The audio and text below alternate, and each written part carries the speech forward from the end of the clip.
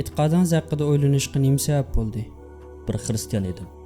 Baytpol degan shaharda cho'ng bo'ldim. Bu shaharda Hamburg bulkxonasidan bakroq chirkov ko'p edi. U ko'rsatkich barmog'ini menga tanglab turib, "Sen musulmon ekansan" dedi. Menmi uningga ko'rsatkich barmog'imni tanglab turib, "Yo'q, men musulmon emas. Men va musulmonlik ikkisi ikki dunyolik ish" dedim. O istixborot tashkiloti hozir bizning uyda dedi. "Sen oilamizning nomini bulg'uding" dedi. Birisi men Qur'onni tangladi. Mening yonimdagi ikki kishi darhol yagi yotdi. "La ilaha illalloh, Muhammadur Rasululloh" dedi.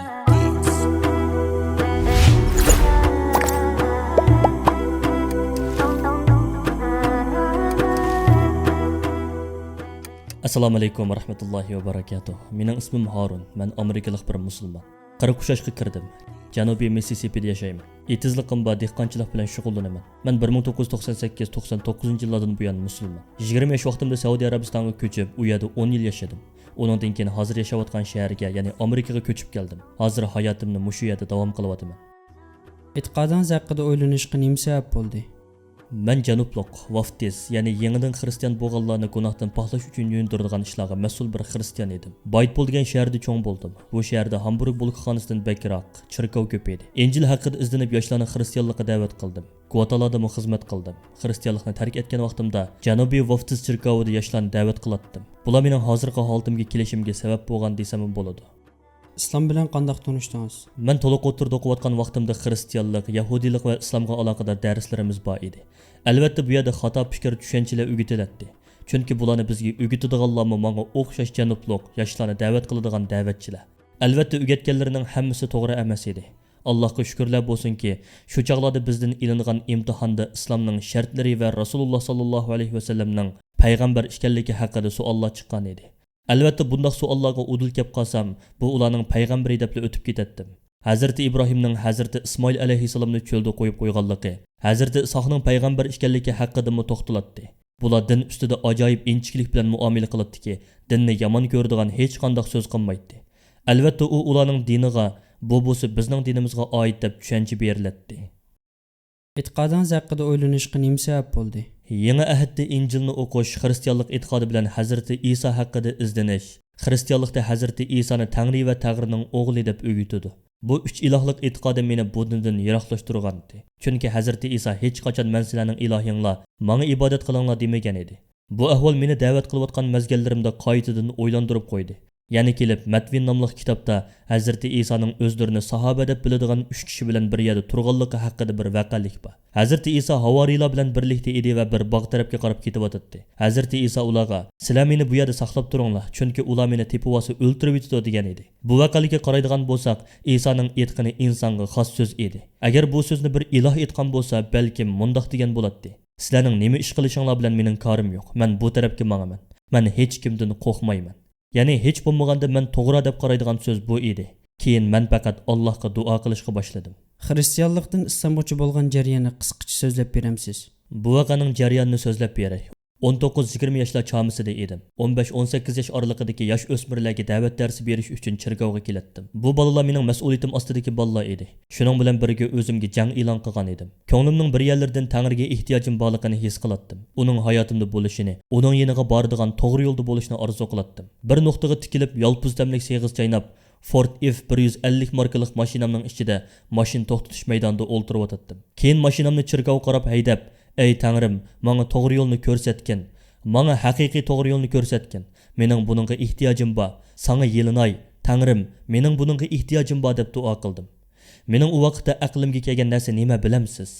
Men mashinamning derisidan eg'izimdagi seg'izni chiqarib, hech qanday yerga qarmay sirtqa otaman. Agar u seg'iz hech narsaga choplashib qolmasdan g'oyib bo'lsa, Hazrati Isoning iloh ekanligiga ishonmayman va faqat Tangriga ibodat qilaman degan xiyol keldi. Men bularni o'ylab seg'izni sirtqa etib beshimni chiqarib qaradim. Mashinamni bir yonga to'xtatib uni izlashga boshladim, lekin topolmadim. Mushu ishdan keyin mashinam bilan Chirkovning oldidan o'tib ketyapsam, oliy maktabda o'qiydigan vaqtimda tanishgan birisi bilan uchrashib qoldim. U Saudiya Arabistonlik Ali Al-Ghamti bo'lib, Saudiya Arabistonining janub tarafiga joylashgan Besa degan shahardan kelgan biri edi. U men qaysi dinga e'tiqod qiladiganligimni so'radi. Men uningga hech qaysi dinga e'tiqod qilmayman dedim. u nima deganing bu, hech qandoqdiniga e'tiqod qilmaydigan bir ish qandoqmi mumkin bo'lsin, nimaga e'tiqod qilasan dedi. Man Tangriga ibodat qilaman deganimda u menga undoq desan xristianmi deb so'radi. Man yo'q, man xristian emas deb javob berdim. U mendan Hazreti İsa'ga qandoq qaraysan deb so'radi. Man Hazreti İsa bir payg'ambar, xuddi sen bilan menga o'xshash bir inson dedim. U undaqda İsa alayhissalom Tangrining o'g'li emasmi dedi. Man u faqat bir inson, bir payg'ambar. Man uning bizga elib kelgan dinning to'g'ri ekanligiga ishonaman dedim. U undaqda Hazreti Muhammadga qandoq qaraysan, uning payg'ambar ekanligiga ishonamsan deb so'radi. Man uning payg'ambar ekanligiga ishonaman. Umi bir din ib keldi. Lekin man uning ib kelgan dinini mening uchun emas, boshqa insonlar uchun ib kelgan deb o'ylayman dedim. U ko'rsatkich barmoqini menga tanglab turib, "Sen musulmon ekansan" dedi. Menmi uningga ko'rsatkich barmoqimni tanglab turib, "Yo'q, men musulmon emas. Men va musulmonlik ikkisi ikki dunyolik ish" dedim. Ana shu kundan boshlab menga bir narsa bo'lgan edi. Ya'ni mening ichimda bir tuyg'u paydo bo'lgan edi. Qalbimni hayajonlantiradigan bir tuyg'u. U vaqtlarda dangliq bo'lgan Packard markali kompyuterim bor edi. Bugungi kundagi ko'pincha kishilar bu markani bilmaydi, chunki u marka hozir yo'q. Men kompyuterim orqali Jepsda islom haqida izlanalaydim. Jeps u vaqtlardagi Google'ning o'rnida edi. Jepsga ba'zi islomiy temalarni yozdim. Bir kuni ishdan tushib uyga kelib oyog'imni soldim va normal kundagidek o'zimning kundalik ishlarimni qilgandan keyin rohat bir shaklda kompyuterimni ochib, islom degan nima deb bosdim. Oldimga islomning 5 sharti chiqdi. Ularni o'qishga boshladim va bu jarayonda la ilaha illalloh Muhammadur Rasululloh dedim. Men buningga ishonaman dedim. Keyin hajga berish, roza tutish, zakot berish va namoz o'qish degan so'zlarni o'qidim. Islomning har bir shartini o'qiganimda xuddi ichimda bir narsalar echilayotgandek his tuyg'u paydo bo'ldi. Tasvirligili bo'lmaydigan bir tuyg'u. Xuddi qalbim chiroyli bir rang bilan bo'yalgandek, qalbimda bir nur paydo bo'lgandek bir tuyg'u. Men islomning 5 shartini to'liq o'qiganimda o'zimning boshqa bir yo'lni tanlayolmaydiganligimni his qildim. Tanlaydigan yagona yo'l mana bu edi. Yuqorqi islomning shartlari qo'yilgan ulanmaning yanida qandoq musulmon bo'ladi degan bir ulanma bor edi. Men u ulanmani bosdim va kichikkina ilk kitob nusxasidagi bir hujjat ochildi.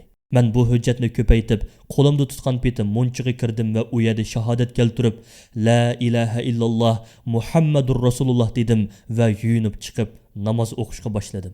Ailangiz buningga qanday inkas qaytirdi? Bir kuni namoz o'qishdan burun ishni taqib etishni unutib qoptiman. U vaqtda Ali ichiga kirib menga qarab, "Sen nima ish qilyapsan?" dedi. U asnoda men namoz o'qiyotdim. U chiqib ketgandan keyin men namozimni tugatib, asta menib mehmonxona uyiga, ya'ni uning yeniga chiqdim. U kresloda o'ltiryotdi. U menga qarab, "Sen meni dinimni mazoq qilyapsan" dedi. Men uning yonida o'ltirib, "Ali ikkimiz paranglashayli. Ali men shahodat keltirib musulmon bo'ldim" dedim. U kuni Ali mo xuddi yangi musulmon bo'lgandek bo'lib qolgan edi. U vaqtlarda biz to'g'ri bo'lgan yo'lda emas edik. Qisaq bo'lmaydigan ishlarni qilatdik. O kuni guruhdagi hammaylar xuddi yangi musulmon bo'lgandek bo'lib ketgan edi. Ular mening yangidan musulmon bo'lganligimni bilib, texmo yaxshi musulmon bo'lishga tirishyotdi. Chunki menga yaxshi o'rnak bo'lishni xohlaydi. O kuni Ali menga qarab, "Undaqda masjidga bormasak bo'lmaydi" dedi va "Bundan burun masjidga kirib boqqanmiding" deb so'radi. "Yo'q, men masjid to'g'riliq hech nima bilmayman" dedim. O juma kuni edi. O kun men xuddi o'z uyimga qaytib kelgandek his tuyg'uda bo'lgandim. Kishilar meni quchoqlab, so'yib ketgan edi. Meni ishorat qilib, yenidagilarga meni tanishtirishdi. Necha kungacha kechlik tomoqlarga taklif qilindim. Shu vaqtda taxminan 2 oygacha o'zimning yanchiqdan pul xashlab boqmagan edim. Chunki kishilar doim meni tomoqqa taklif qiladi. Men uchun eng go'zal kunlardan biri Pensakolda masjidga kirgan kunim bo'lgan edi. Keyin buvam yurak tiqilmasi kesili bilan doktorxonaga kirib qoldi. Men uning bilan Pensakoldan mahallimizga qaytib keldim. Doktorxonalarda kutish uyi bilan telefon qilish uyi bor edi. Telefonning yonida doim o'ltiradigan bir kishi bo'ladi va operatsiyaga kiradigan bemorlarning oilasidan kelgan telefonlarni qabul qiladi. Men u yerda o'ltirib U yerdagi musulmon qarindoshlarim buvamning kasal ekanligini biladi. U qarindoshlarimning orasidagi Saudiya Arabistonlik Muhammad ismli qarindishim men bilan birga edi. Shu asnoda telefon jiringladi. Oilamizdagi eng ullik gap qiladigan kishi Hammom edi. Uning ovozi necha metr yiroqlikdan anglanadi. O kuni telefonni Hammom oldi. Men telefonda nima parang bo'layotganligini bilmaydim. Telefonda Harun bormi deb so'radi bo'g'ay.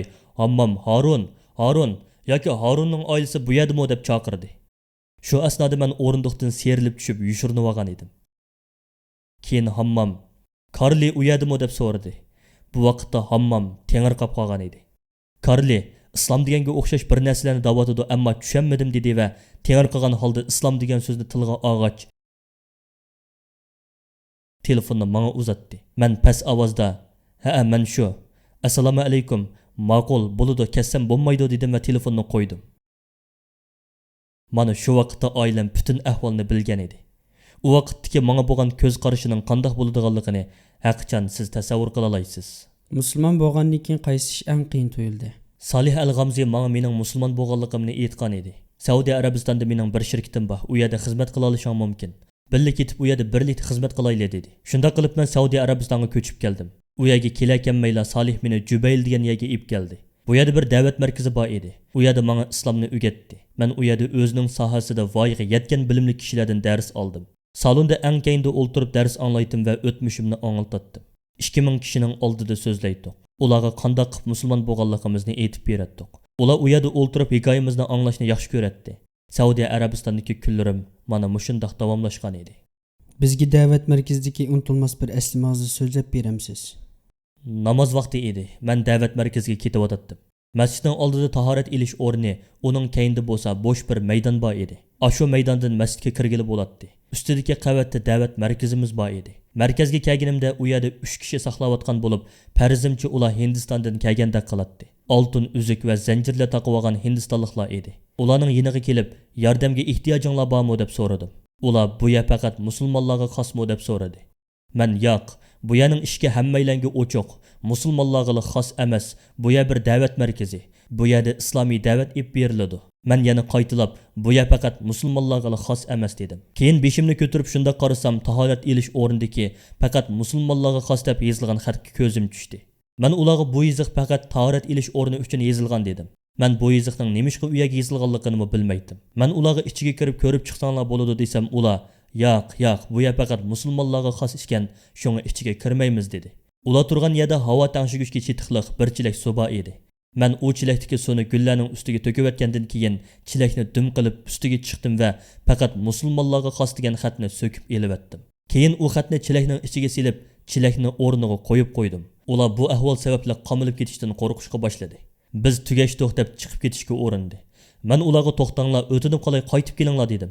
Shu jarayonda meni ko'rgan Saudiya Arabistonlik bir qarindishim menga "Nimish qilyapsan? Kimga qo'l pul olatyapsan?" deb so'radi. Men uningga birdam to'xtab turib, keyin tushuntirib qo'yaman dedim. Shunda qilib men u 3 do'stni masjidga elib kirdim. Ular masjidga kirganligidan nihoyat qo'rqib ketishgan edi. Qo'rqinni ko'zlaridan ko'rib olishga bo'ladi. Men ularga qarab, "Sizlar bu yerda o'ltirib turinglar. Biz namozga tayyorlik qilyapmiz. Bizning nimish qiladiganligimizni ko'ringlar. Keyin men yana sizlar bilan paranlashaman" dedim. Namoz o'qilib bo'lgandan keyin Hindistonlik, Pokistonlik va Filippinlik bu do'stlarning yeniga kelganimda ular chambar shaklda o'ltirgan edi. Biz ularga o'zining tillaridagi kitoblarni elib keldik. Ular bilan paranglashqash, dinimizning asosi haqida so'zladik. Shu vaqtda bu do'stlarning ikkisi islom bilan sharaflanib, yana bir namoz vaqti kelganda biz bilan birga namoz o'qidi. Biz keyin birga tomoq yedik. Lekin 3-chi do'stimizning andisi bor edi. Bizning e'tiqodlarimizning to'g'ri ekanligini biladi-yu, lekin uni qabul qilishdan to'sib qolgan boshqa bir sabab borda qiladi. Taxminan 2 kundan keyin u turadigan yerga bordim. U yerda bir guruh erlar yashaydi. Hammasi o'xshash bir eg'iz uyni qo'llanadi. Mo'ytibek yaxshi emas edi. O do'stimizning yeniga bordim. O bir hujrada 5-6 do'stlar bilan birga turadi ekan. Ularning hammasi Hindistonlik edi. Ular menga hayronlik bilan qarashyapti. Men ularga islom haqida so'zlab bersam, ularning hammasi o do'stimizga qarab, "Sen nima ish qilyapsan?" deb so'rashdi. Bu vaqtda uning nimalarni o'ylayotganligini faraz qila oldim. Do'stlarining so'zlaridan va ularning muomalasidan qo'rqyapti. O kuni u yerdan chiqib birga tomoq yegili bordik. O do'stimiz shu yerda shahodat keltirib, musulmon bo'ldi. Keyin men musulmon bo'lganligimni hech kimga aytolmayman dedi. Mening elimdagi do'stlarim o do'stimizga hech qisi yo'q. O'zingni xotirjam his qilganga qadar buni qalbingda bilsang bo'ladi. O'zingni xotirjam his qilgandan keyin ondan boshqalarga aytqin dedi. Menmi ayni vaqtda shunda qilganligimni aytib berdim. Musulmon bo'lganligimni aytolmaganligim uchun qayg'uratdim. U qadar kuchli bir narsaga e'tiqod qilatdimki, buni cho'qim boshqalarga aytishim kerak deb o'ylaydim. U yashayotgan ansizlikni ayni vaqtda menmi yashagan edim. Biz uningga haqni tavsiya qildik. O to'g'ri yo'lni tanladi. Bu 3 kishi men uchun boshlang'ich edi. Inshaalloh bu 3 aylarning orasidan farqli ishlar o'ttirga chiqadi. Bu 3 kishi bir ko'chatga o'xshaydi. Balki bu ko'chat kelgusida millionlarga ko'payishi mumkin. 11-sentabr voqeasi hayotingizga qanday ta'sir ko'rsatdi? Amerikalik bir musulmon bo'lish suhbatingiz bilan qanday qiyinchiliklarga duch keldingiz? Nihoyat qiyin bir mezgil edi. U vaqtlarda xizmat ishlari bilan oldirish edim va nimish bo'lganligini pek aniq bilib ketmaydim. Bir kuni menga bir telefon keldi. Rashid Xotib ismli bir qarindishimiz telefon qilgan edi. O telefonni epla, "Sen salomatmi?" deb so'radi. Men uningga nima uchun bunday so'raganligini bilmadim dedim. u nemish bo'lganligidan xabaring yo'qmi dedi. Yo'q, xabarim yo'q. Nemish bo'ldi? Qisqacha tushuntirib qo'ya olamsan dedim. Sening vataningga hujum qilishdi, oilang yaxshimi dedi. Men bilmayman, hech narsadan xabarim yo'q dedim. 5 burjakli bino bilan savdo binosida portlash bo'ldi. Sen qayerda deb so'radi. O'rningni aytib bergandan keyin yinimga keldi. Ana shu vaqtda xuddi yashashning hech ahamiyati qolmagandek his qildim. Bu voqea u qadar qo'rqinchli bir voqea ediki, menga bakli ta'sir qilgan edi. U vaqtda qarindishim menga sen yaxshimi? Oilangning ahvoli qandoq deb so'raganida bu ahvolning nihoyatda qo'rqinchli bir ahvol ekanligini his qilgan edim. Keyin men bu boshqa kishilarga o'xshash u binoning ichidagi kishilarni, uning ichidagi kichik bolalarni va u yerda xizmat qiladigan kishilarning ahvolini ko'z oldimga keltirdim. Keyin qarindishim meni uyga olib keldi va bir necha kun men bilan birga turg'in dedi. Chunki nemish bo'lganligi va kim tarafidan bo'lganligi haqida hech qanday xabarimiz yo'q edi. Shundaqla keyin nemish bo'lganligini bilmaydik. Enim menga chaqirg'u qilib qanday qilding deb so'radi. Men sen nima demoqchi desam, u menga sen oilamizning nomini bulg'uding dedi. Men nemish bo'ldi, o'zingni besilib tushuntirgin, zodi nim bo'ldi dedim. U istixborot tashkiloti hozir bizning uyda dedi. Ular bizning uyga kelib oilamdagilardan men to'g'risida bir qancha savol so'rabdi. Men inimga xotirjam bo'lgan, men bir ish qilmadim dedim. Enim menga sen Amerikadan qochib bu terrorchilarning guruhiga qo'shilding dedi. Men uningga o'zingni besib ol dedim va uyga bostirib kelganlarning telefon nomerini so'radim. Chunki ular bilan ko'rishib bu ahvolni tuzatmoqchi edim. Istixborot tashkiloti men yuqorida so'zlab o'tgan buvamning uyiga borgan edi. Ishni chekib, kasal buvamga kimlik kartasini ko'rsatibdi. Buvam qo'rqqanidan hoshidan ketibdi. Uni darhol jiddiy qutqarishga ilib beribdi.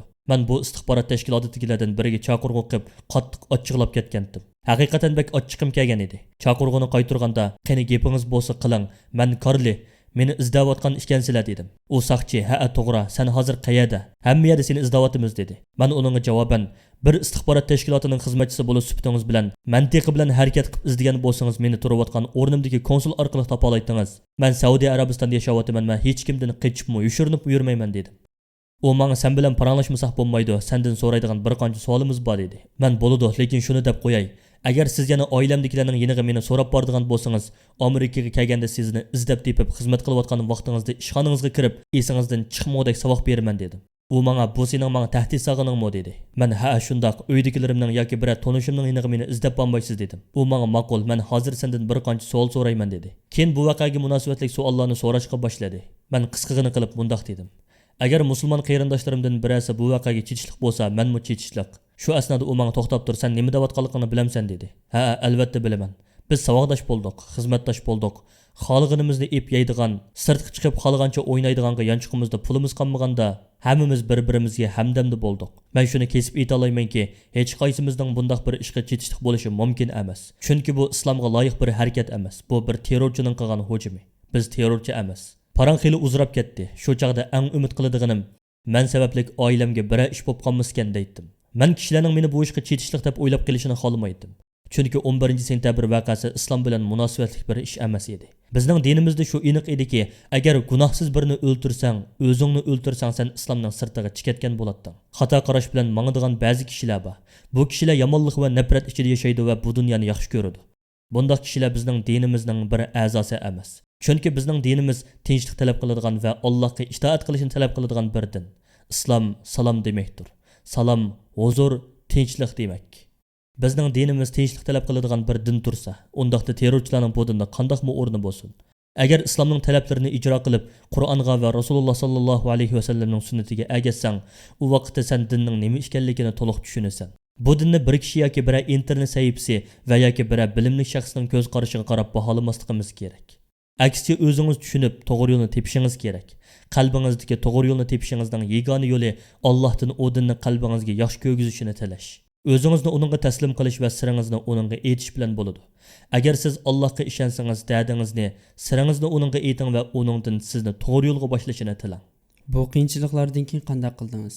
Amerikaga qaytdingizmi? 11-sentabr voqeasidan keyin Saudiya Arabistonda turaverdim. Bu voqeadan keyin hammaylar Amerika uchun qayg'urib ularga yordam qilgan bo'ldi. Hammaylar yuz bergan bu qo'rqinch hodisani ko'z oldiga keltirdi. Haqiqatan qo'rqinchli bir voqea edi. Hamma narsa o'zgargan edi. Amerikaning Afg'onistonga kirgan kunini qat'iy unutib qolmayman. Butun dunyo o'zgardi. Islomiy jamiyatning hammasi o'zgardi. Bir kuni Hamburg bo'lkixonasida xizmat qilib o'tdim.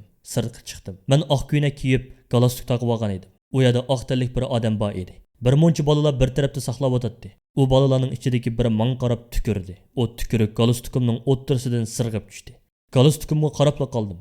Chunki buningdan burun bundaq ahvolga uchrab baxmagan edim. Bundaq bir ahvolga duch kelganimga o'zimmi ishonmay qoldim. Qandoqsiga bundaq bo'ladi dedim. Keyin bundaq ishlar ko'p yuz berdi. Amerikaliklarga qarshi ko'p qitim hujum qilindi. Gunohsiz kishilar o'ldirildi. Buni qilganlar islomning dushmanlari, ya'ni terrorchilar edi. Kishilarni uylaridan tepib chiqatdi. Bu nuqtada diqqat qilishimiz kerak edi. Mening butun do'stlarim sirtga chiqmay uyda turishimiz kerak. Ko'chalarga chiqmasligimiz kerak deydi. Bu vaqtlarda arab tili saviyarim intayin yaxshi ediki, arabcha paranglasam, arab emasligimni yoki islom davlatlaridan emasligimni bilib olish qiyin edi. Shuning uchun sirtga chiqqanda kishilar marhaba, qandoq ahvoling deganida nima xohlaysiz deb arabcha so'raydim. Ular menga qarab kechiring, amerikalik o'xshaydi deb qoptiman deydi. Men a'uzu billah, hasbunallohu va ni'mal vakil. Men amerikalikqa o'xshamdikanman, Alloh saqlasin deydim. Bu vaqtlarda o'zimni mushu shaklda qo'ygan edim. Bir kuni ko'chada bir qerindishimizni saqlab o'tdim. Atrofimda Capris markalik bir mashina aylanib o'tdi. Uni bir necha qitim ko'rdim. Atrofimda bo'layotgan ishlarga har vaqt diqqat qilib turardim. Yana kelib u vaqtlarda bu mashina menga yaqinlashdi va birsi menga qurolni tangladi. Rossiyada ishlangan bir qurol edi. Uni mashinaning derisidan chiqadi. Mening yonimdagi ikki kishi darhol yerga yotdi. Men o'rtirib o'tdim. Shuni o'yladim. Agar o'q chiqasa o'limiz, ya'ni hammamiz o'limiz. Chunki ikkili tarafga qochib ketolmaydim. La ilaha illalloh Muhammadur Rasululloh dedim. U sho'aman miltiqini tushadi va kechiring degandan keyin mashinasini haydab ketib qoldi. Shahodatim monchidagi o kundan boshlab toki qurol tanlangandimi meni qo'g'digan edi. Diningizga e'tiqod qilishda Amerika muvofiq yermi? Bilganingizdek Amerika har qanday irqdagi insonlarni qabul qila oladigan bir davlat. Davlatning qonuniy va madaniyati qayerda bo'lishingizdan qat'iy nazar hammasi o'xshash. Qonunda o'zingiz xohlaganini qilish erkinligingiz borligi aytilgan. Lekin urf odatimiz ozroq farqliq. Shu sababdan biz musulmonlar xalq orasida yaxshi ko'rilmaymiz. Maktabga boradigan bolalarim bilan o'ttirimda nurg'un masalalar yuz berdi. Men ba'zi kishilarga musulmon ekanligimni aytganimda ikkinchi qitim men bilan paranglashmadi. Cherkovda bir qancha do'stlarim bor edi, ammo ularmi men bilan bir so'rinda bo'lib qolishini aslo xohlamaydi. Shu sababdan do'stlarimdan ayrilib qoldim. Osonlikcha bir yerda musulmon ekanligimni aytolmaydim. Bir qitim xizmat o'rnimda xizmat o'stirish uchun bir masalani hal qilib o'tdim. U yerdagi kishi menga xizmat o'stirishing uchun qaysi dinda ekanliging muhim. Dining haqida munozara qildik va shuningga qarab sening xizmatingni o'stirmaslikka qaror qilinmadik dedi. Amerika shartlari ostida u vaqtdagi qobiliyatim bilan shirkatga ega bo'la oldim. Ularning hammasi xizmatlardan ayrilib qolishi mumkin edi. Keyingi hayotimda menga yordam qilish maqsadida bir chek berildi.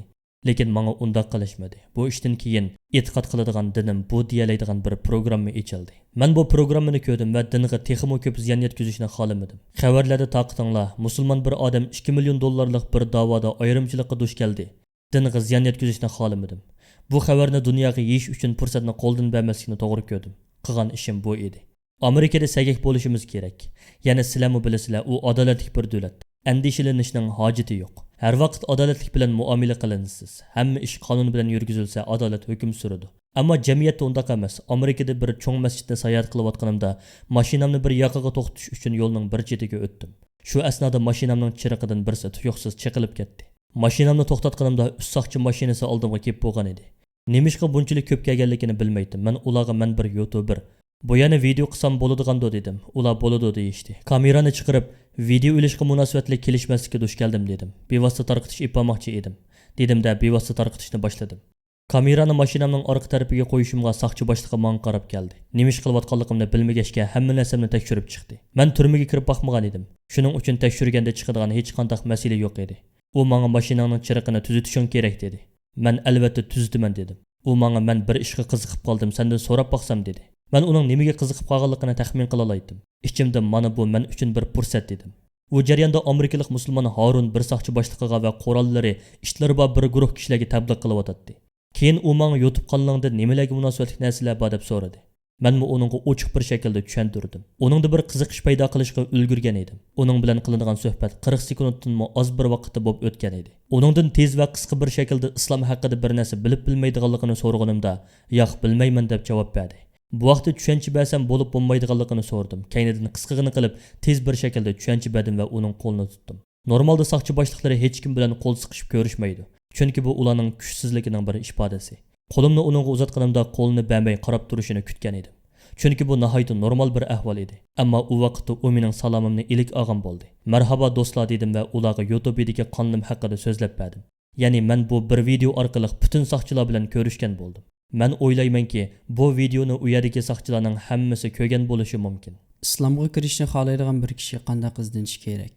Agar islom haqida bir narsa bilishni xohlasangiz, tunji bo'lib internet dunyosidan foydalansangiz bo'ladi. Ammo internetda bir tal to'g'ri ma'lumotga qarshi ming tal xato ma'lumotlar bor albatta. Islomni da'vo qilib turib, Qur'on va sunnatning sirtiga chiqib ketgan va butunlay boshqa narsalarga e'tiqod qiladigan kishilarmi yo'q emas. Internetdan izlanishdan burun sizga yordam qila oladiganligiga ishonadigan kishilarni topa oladiganligingizga ishonaman. Undaq kishilar masjidlarda bor. Hamma davlatda masjid bor. Google'ga menga eng yaqin masjidlarda besib izlasangiz topa olishingiz mumkin. Bir masjid topa olsangiz, u yerdagi yaxshi niyatli bir musulmon qarindishimizning sizga yordam qiladiganligiga chin ko'nglimdan ishonaman. Rasululloh sallallohu alayhi vasallamning sizga eng ta'sir qilgan tarafi qaysi? Uning odimiyligi. Rasululloh sallallohu alayhi vasallamning odimiyligi hammamizga mukammal bir o'rnak bo'la oladi. Hammaylarga intayin kamtar, hech qachon yomon bir so'z qilib boqmagan, hatto o'zining dushmanlariga yomon so'z qo'llanmaydi. Kishilarning xatoligini essimu, uni kishilarni o'ng'aysiz ahvolga tushirib qo'ymaydigan, hatto anglashni xohlaydigan bir shaklda inchiklik bilan aytadi. Bizning eng yaxshi ko'rgan farzandlarimizga muomala qilgandan bak go'zal muomala qiladi. Da'vatni kishilar anglashdan huzur olalaydigan bir uslubda qiladi. Men bu da'vatimni xuddi Rasululloh sallallohu alayhi vasallamdek davom qildirishni xohlayman. Men kishilarga islom haqida ma'lumot berganimda Rasululloh sallallohu alayhi vasallamning u kishilar bilan qaysi uslubda munosabat quradiganligini ko'z oldimga keltiraman. Bu bizning e'tiqodimiz. Bu Allohga bo'yin egishning naqadar huzur ekanligining e'tiqodi. Bu Rasululloh sallallohu alayhi vasallamning axloqi bilan axloqlanib, uningga o'xshash bo'lish uchun qilingan bir harakatdir. Oxirida bizga nimalarni deyishni xohlaysiz? So'zlarimni mundaq oxirlashtiraman. Menga nihoyatda go'zal ne'matlar ato qilindi. Mana hozir men o ne'matlarga shukr etishni xohlayman. Safarimni bugunim va kelgusim uchun masjidlarda va da'vat markazlarida, uyingizning ichida, telefon va televizoringizga qadar hamma yerda davomlashtirishni xohlayman. Hammaylar tarafidan tonilishni, Allohning so'zining inshaalloh butun dunyoda tonilishini, shundaqla qabul qilinishini umid qilaman.